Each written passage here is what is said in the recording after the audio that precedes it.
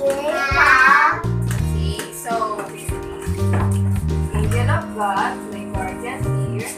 Ano yung natatanggalan mo nung napag-aralan natin? Sabi ni Natasha, yung mga trabaho daw.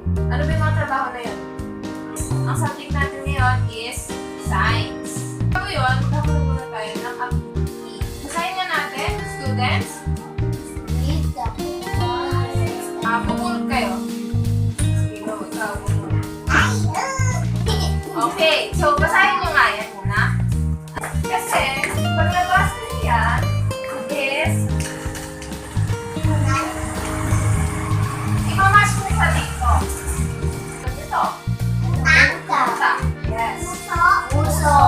I-analyze nyo yung inyong, yung mga tanong na nabunod nyo, ay mga statement na nabunod nyo. Ayan. Kita natin yan kung tama. Ikaw naman. Marian, come on. Ayan. Kita natin.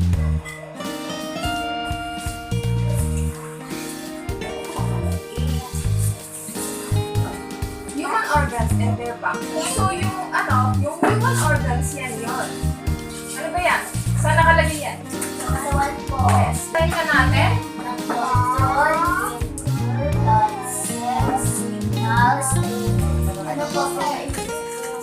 Yes.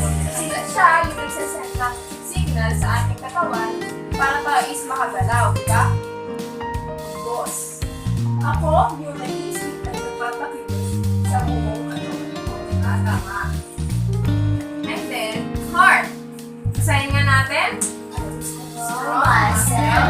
Papadalon ng dugo sa ating katawan para tayo ay buhay. So, kasi sabi dito, basahin nga natin. Yes, siya. Siya? Yes. Tama ba? Tama ba? Basahin nga natin. Sabay-sabay kayo.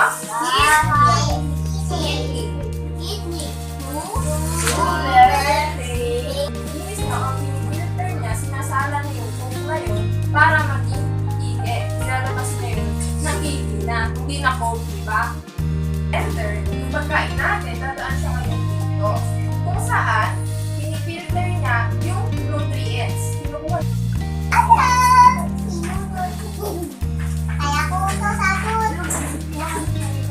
Ay, kung may pangalan. Buong pangalan, ha?